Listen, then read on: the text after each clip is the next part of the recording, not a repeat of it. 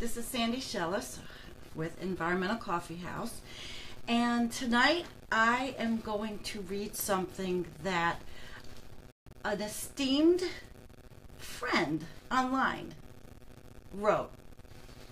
I'm not going to give his name, but he did allow me to write this, and I've wanted to read it for a while, and I think tonight might just be the right time.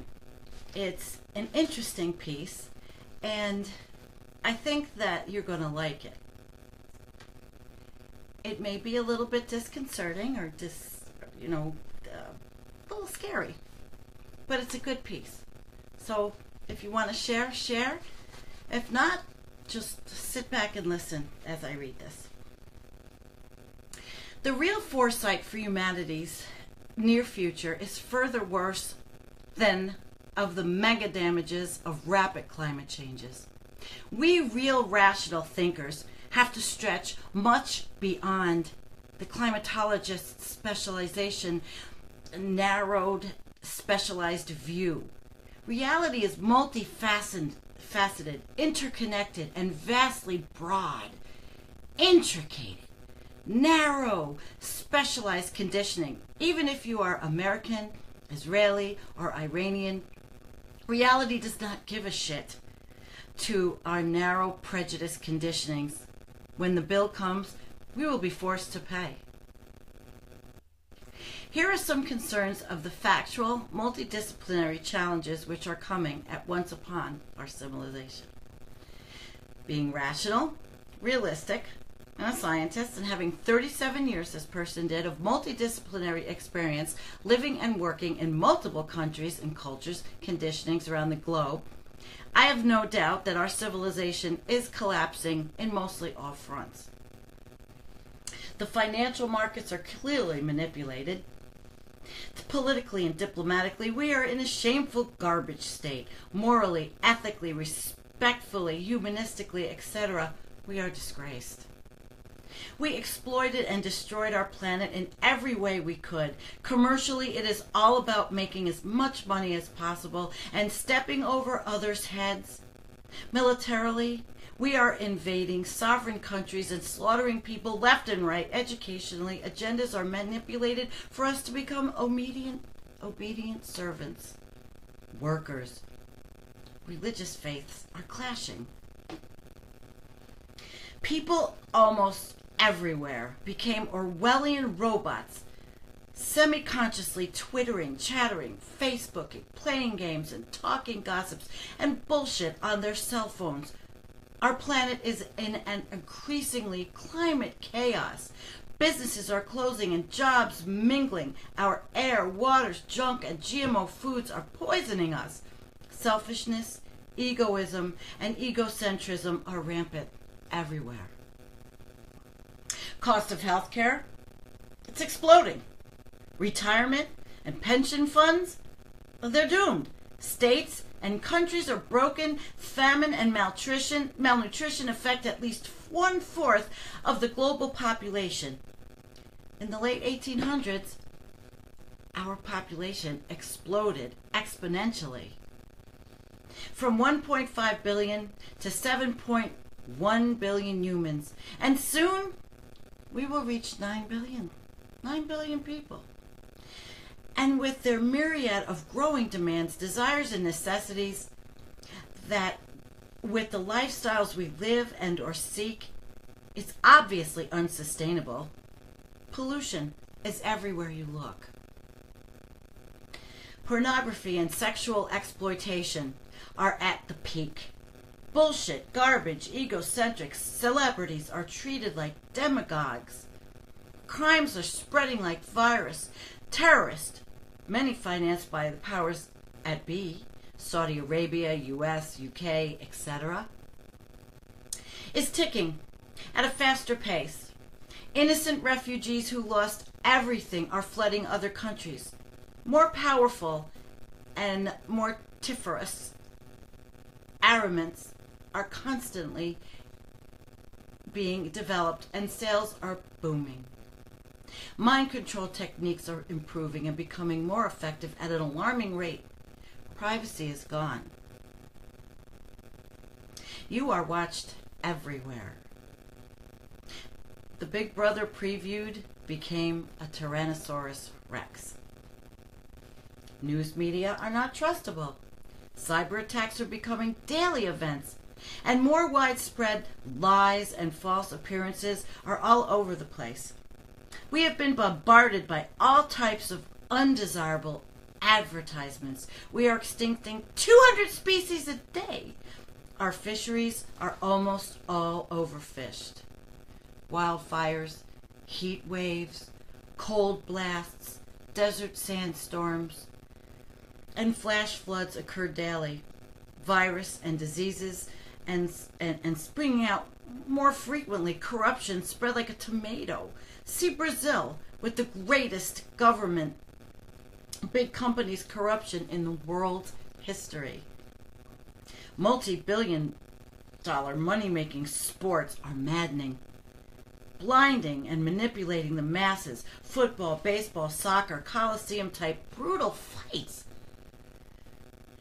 Most doctors see you as a number on their insurance pay stub. Deforestation is taken as a normal part of economic growth.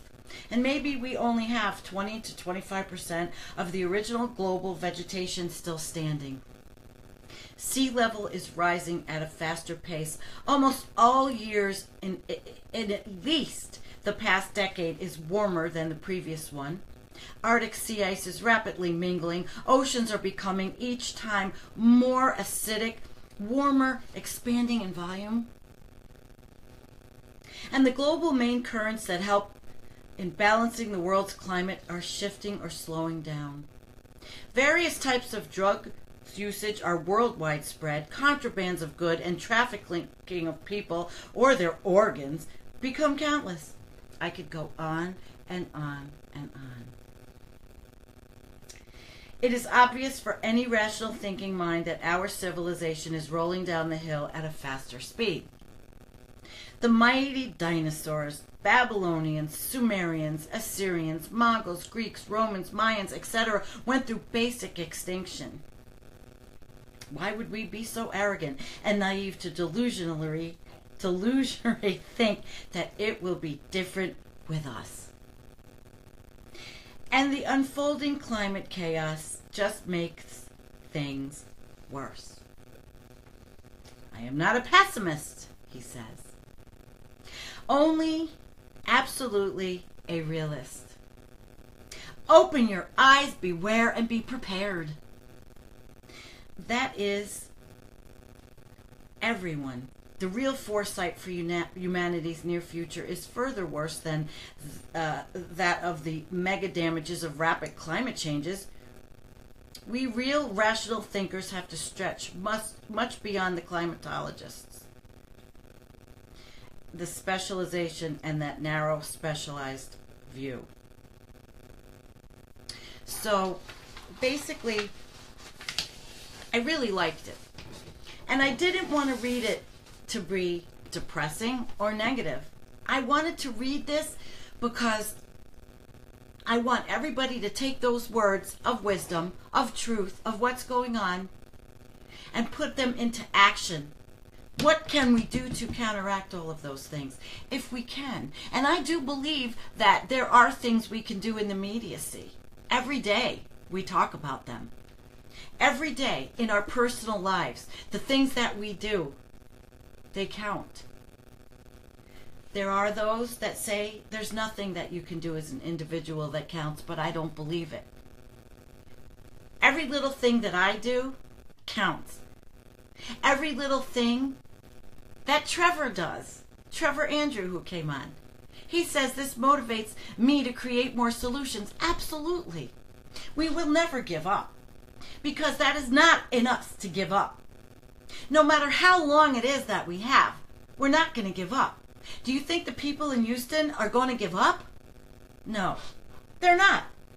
They're going to fight for their homes. They're going to fight for their families. They're going to fight for their cities. I am hoping that this event in Texas does open some eyes, although I can't say that our President of the United States is going to have his eyes opened. He was there today, and I saw him, and he was just talking about the financial. How much is it going to cost? Not much about the human toll. Not much about the animals. Absolutely nothing. However, we can help. I have no money, but I don't care, because I'm going to send some money down there. I'm going to send money for the animals. I'm going to send to rescue groups and whatever I have that I can scrape up when I get some pay. You know, just so I can feel good that I've done something. And I do this. I talk to all of you. I find things. I educate. Our page does a great service. We put up some great articles to help. And our team is really wonderful. I'm really, really happy with the team. Now, as you know, I've had some technical difficulties and I'm not on my laptop, but I've got another wonderful person that's helping me actually figure out what all of my problems are so I can start interviewing again. Because interviewing for me is really critical, and I love people. You know, I'm not one of those people that sits on the channels and complains about human beings, which I could. I mean, human beings, there are a lot of ugly human beings. But this whole journey I've been on with Environmental Coffee House has shown me that there are beautiful human beings, and a lot of you. And you seem to find me. And it really makes me happy. It does.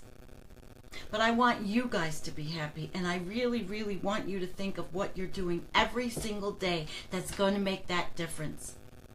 That difference. And don't let the negatives, the very negatives, get you down. Because even if we have, and again, I never say how long we have because I'm not a scientist, I'm not a climatologist, I'm just a commentary. I'm a commentarian, or whatever you want to call it. An abrupt climate change commentary person. But I'm a female. And there aren't many females that are doing what I'm doing. And unfortunately, I have found out that there are a lot of nasty people online also. But that's okay, because I can handle it. I'm thick-skinned. I find that it happens on YouTube more than on Facebook because YouTube is so anonymous. I think a lot of men are threatened by a female who is talking about abrupt climate change. But it doesn't matter to me because I'm going to still continue to do what I do. I'm going to still research. I'm going to still bring information. I'm not going to stop. And I'm not going to let those that want to call me nasty names stop me. Nope. Because I've got you. All of you with me. And we have a lot of work to do. So even though I read this documentary that was difficult, it just gives us more to go on and more power. I'm going to make this quick because it is my husband Doug's birthday, and there's a fire outside with some of the wood that fell down in the tornado, and I'm going to go sit with them and enjoy the evening and enjoy the fact that he lived through the accident and continue on every day. But I just really felt like I wanted to come on. I've had this for a while, and the gentleman was really nice enough to let me do it and read it, and I liked it, and he's not wrong. He absolutely is not wrong. So I will tell Doug that all of you said happy birthday, and I want to thank you for coming. Peace. Good night, and I promise I'm going to get everything fixed so that I can do live interviews again. Because they are the most critical thing in communicating information. So have a good night, everybody. I'm going to go outside and spend it with my husband because he's alive. Mwah. Peace. Love you.